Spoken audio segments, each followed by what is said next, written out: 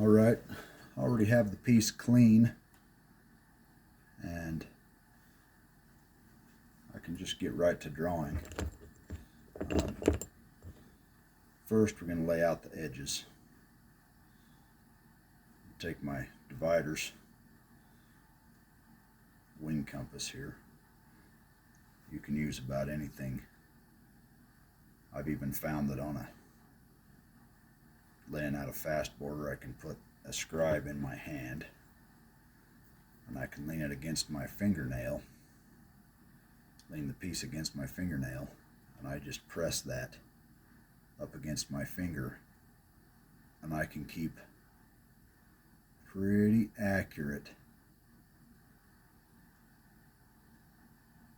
It's not the easiest way to do it, but if you're in a pinch, you can use that scribe. It's got a little carbide tip in it.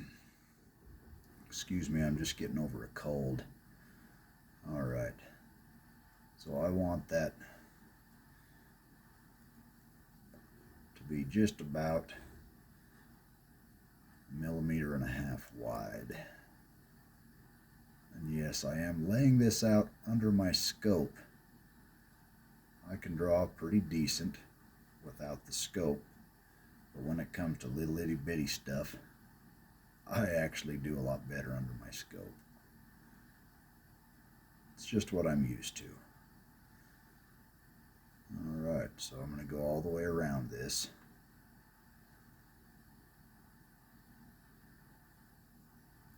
And that border will be cut later on, but I need it to be as accurate as possible. When I cut that, I have to remember which side on each piece that I have engraved, which side of this line, because if I engrave the inside on one and the outside of the line on the other, because you engrave to the line. I won't go on about engraving much. Most people who are watching this probably aren't interested in how to engrave, but this layout is imperative to the finished product. So when I cut this, I'm going to cut to the line. Alright. I have that all the way around my piece. Now, I need a little buffer zone between the dome and the flange of this concho. So I've already laid out my other piece, and so they're both identical in these measurements. You might see some lines already on there. I'm just showing you how I measure that out. So I want a little buffer zone, and this buffer zone is not actually cut. That's just where my scrolls, the leaves of my scrolls, need to end.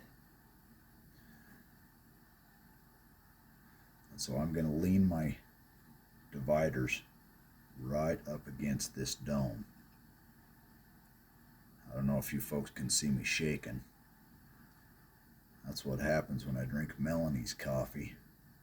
If I drink Steve's coffee, I can usually drink about 4 cups before I start to shake. But Melanie, she likes hers a little stronger, so I quiver a little bit. So engraving right now is not the best idea. I have to wait for this stuff to wear off.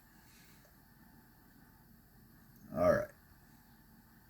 So this is actually how I lay that out. As I turn my jeweler's ball, and as I turn that, I have to watch carefully because that compass sometimes will come out of position. If it's leaning up against that dome just right, well then it will make me either a wider buffer zone or a narrower one. So I have to make sure that as I go along, everything stays as close to measurement as I can, which is why I'm using a compass. Alright, so I've already gone all the way around this previously. I'm just, like I said, showing you how I do this.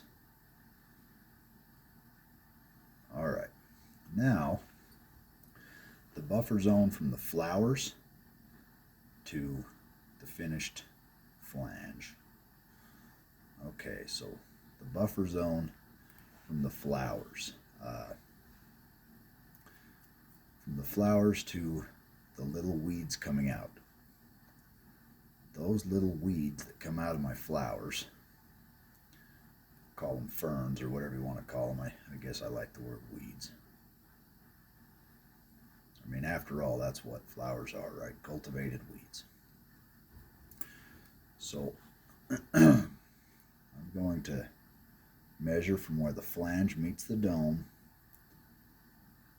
and that's going to be where my ferns end. And I'm just going to make dots here. I don't want a visible line on the finished piece. So I'm going to go up there, and I've done this on the other one already. This piece is done. I'm not sure if you can see those dots, but I just lean the bottom tip up against my flange, and the top tip hits my dome, and I just make dots. Now I can see where I need to be. Now on the floral, it's different. I can actually make a line if I want to. Now I want my floral area to be fairly decent distance from my ferns, because I want those ferns to really show up. If I make them too small, the shading of them, because they're part of the shading of the flowers, they're going to help my flowers to stand out. They call these flowers a bouquet in English scroll work. So my bouquet, this is the edge, and I've already scratched it in, but I'm just showing you how I go about measuring that out. Sometimes I can rotate that a little bit and give myself a better view. Hopefully you can see what I'm doing there. I'm just making little scratches. They're barely visible. They're not deep enough to have any effect on the finished work. Mostly the finished work will cover it up. So that's how I lay out where my flowers will be. Now I'm going to go back and look at my original drawing.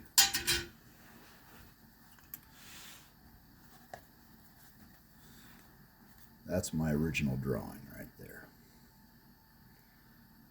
Hopefully you can see that. Make sure my camera's still in focus. Yep, there's my dirty old shop.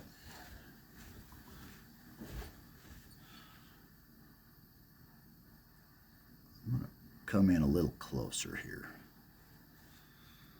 All right. Turn down my brightness a little bit. Now, I will draw directly on my concho. Okay. Now I can see all of my layout lines.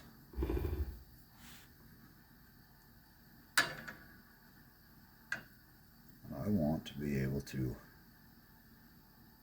have a general idea of where my cuts need to be. So I'm just going to draw a circle on here. This will be my center flower. And I'm going to lay it out in a little bit of an oval. There's my oval.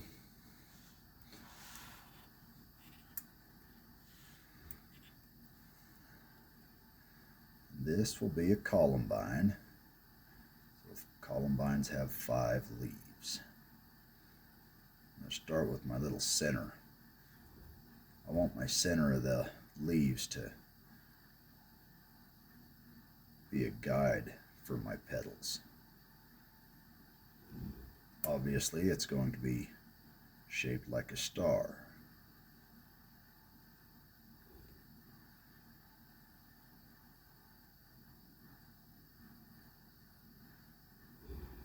And I think I like how this is going.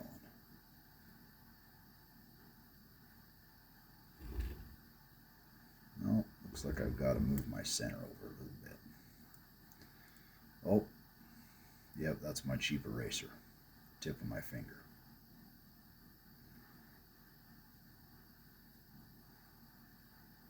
Okay. Things were off just a little bit. So I've got to move my drawing just a touch. Alright. Keep in mind when I'm cutting, I also can move things around a little bit if I don't like how something's looking.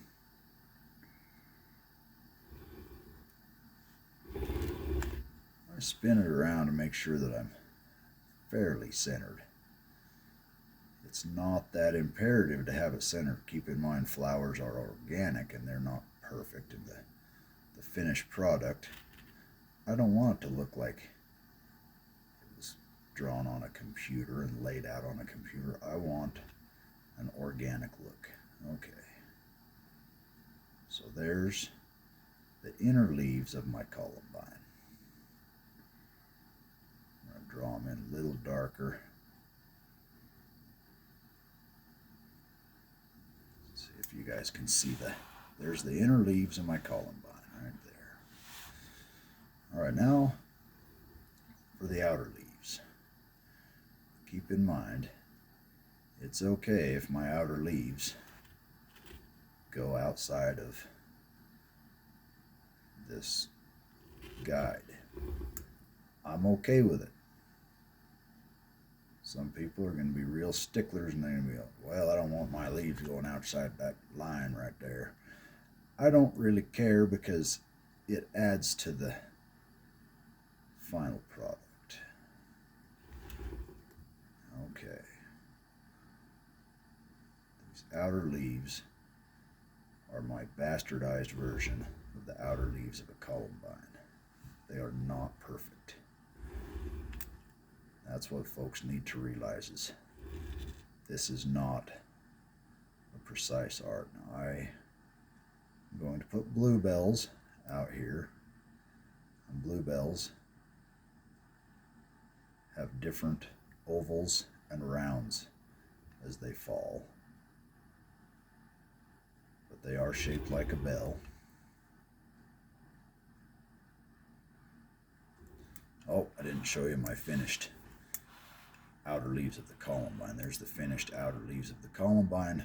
Now I'm moving on to the base drawing of bluebells. Okay. Yes, it would be a lot faster if a fella was able to lay these out by just transferring a pattern. Yes, that would be fun and easy, and yeah, I'm like anybody else. I want to go a little faster, but don't always get what you want. Okay, now my bluebells, I kind of want to keep them inside of a frame. I mean, somebody's got to follow the rules, right? They're the winner today.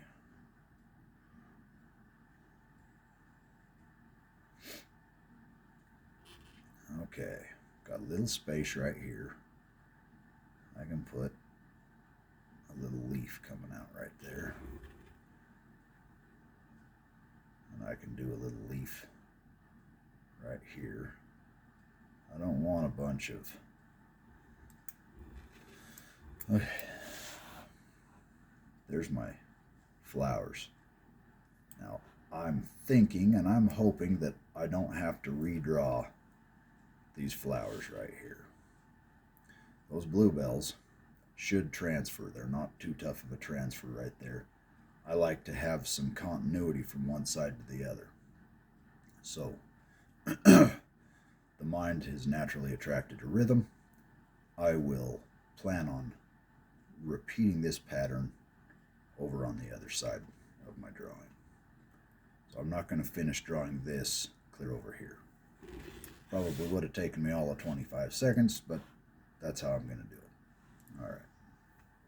Now, as far as my outer work goes, I don't need to draw all of my little weeds coming out of the flowers. Yeah, I could put a little bit on there. This is what they would look like if I was to try to draw it. It's just a little set of weeds right here. Hoping I'm in focus there. I don't know. We'll have a look. Yep, looks like we're kind of maintaining some focus. All right, now I'm going to draw the scroll work on the flange. Now keep in mind, once I get down lower like this, I need something to lean my hand on. So my pinky finger of my drawing hand is resting on the index finger as I hold on to the ball vise. All right. So I kind of need a center line because I'm going to repeat this pattern as well. If I don't have a center line, then it's really difficult to transfer that pattern to the other side. Now, this is just a guesstimate. Keep in mind, when I start my scroll pattern, I can move that one way or another wherever I feel like it needs to be. But this feels like about the center of that flange. All right.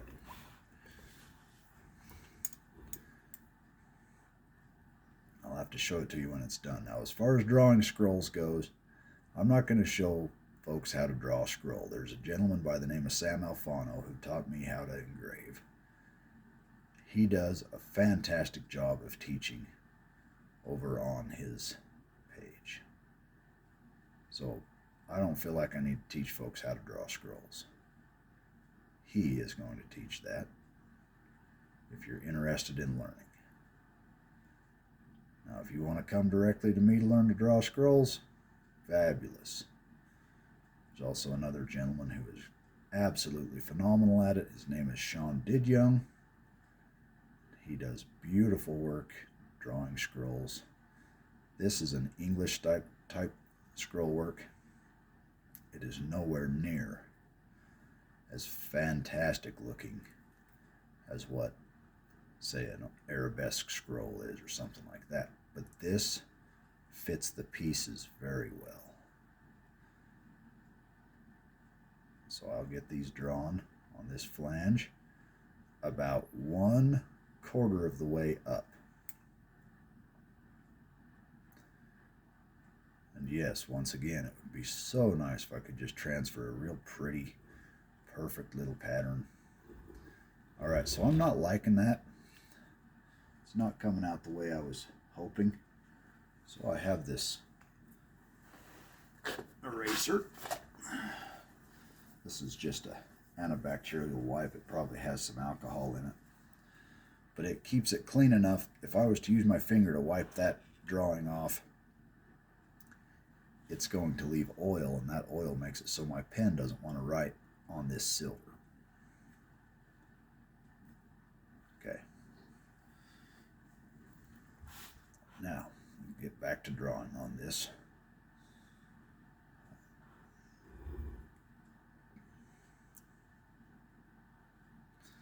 Yep, it's okay to make mistakes.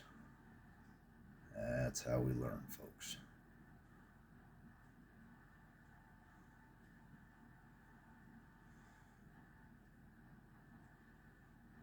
Nice, smooth scrolls take a little bit of concentration. Like in my last video, I was explaining that the most imperative part is cutting a nice, smooth, round scroll. If you don't have it drawn, if you folks don't have your pencil and paper busy every day drawing, you're going to have a tough time being any good at this part of it. This is why I do this, drawing daily, day in and day out, so that when I am needing to draw something, anything, anywhere, I'm prepared, because I incessantly draw. Excuse me. So I want rhythm. I'll show you that. It's Just a little itty bitty scroll there, but the finished product should engrave up pretty nice.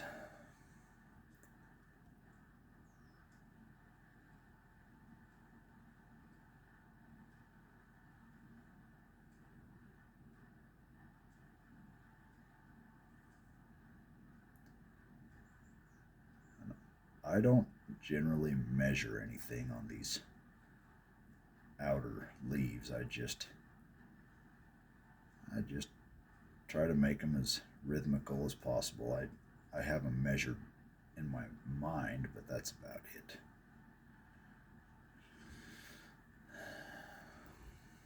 And finally, that part of the pattern is done. Now there is a way to transfer that. What I usually do is I cut out the edge of this dome from my tape, and I'll lay it over there, and then I'll go in and I'll flip that pattern by laying my tape against itself with the wax on there. Wax transferring is my preferred way to transfer any pattern because it transfers beautifully. It's a little hard to see unless your piece is very polished.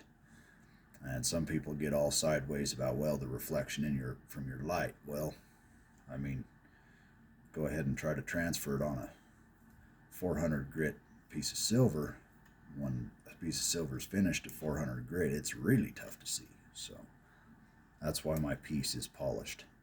It doesn't need to be polished. My finished product I usually like at about 1,000 grit on silver. On a gun, it's usually 400 or 600, right around there. Okay, I am ready to engrave.